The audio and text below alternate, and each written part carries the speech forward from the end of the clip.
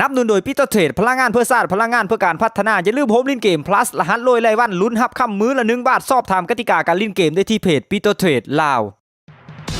สบายดีพี่พ่อซันเดอร์โซนี้มาส้มข้าวกีฬาสุดยอดฟาตีนอรหันนักกีฬาลาวลุ้นยู13ทะยานไก่ไปคว้าแชมป์เถิงแดนมังกรทิ้นหงเฟยหงฟอร์มล่าสุดของทีมซาลาวลุ้นยู13ได้คว้าแชมป์การแข่งขันบาเต้เพื่อมิตรภาพระหว่างชาวนุ่มอาเซียนจีน2016ที่ได้จัดขึ้นในระหว่างวันที่18กรกฎาคมถึงวันที่4สิงหาคม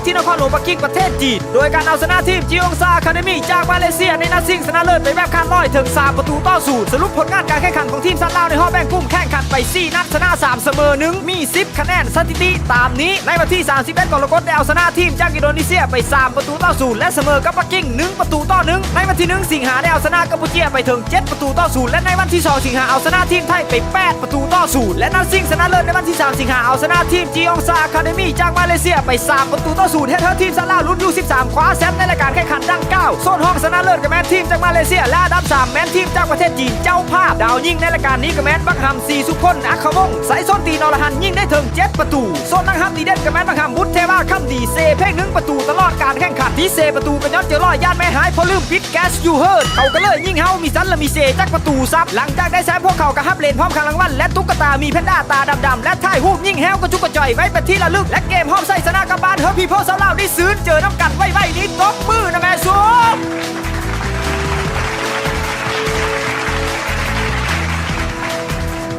ขอขอบเจอกาโก้บาร์บีคิวโซนนี้มีโปรโมชั่นสุดพิเศษแซ่บคูณ2ตั้งแต่เวลา 11 โมงตอนเที่ยงถึง 5 โมงแรงซื้อเบ1 ลังแถมฟรี1 ลังและโซน 4 โมงครึ่งถึง 8 โมงแรงเบบุญแก้วละ 5,000 กีบสถานที่กงกันข้ามกับโมเฮนมอต้นสีไข่เจ้าของเดียวกันกับกาโก้ช็อป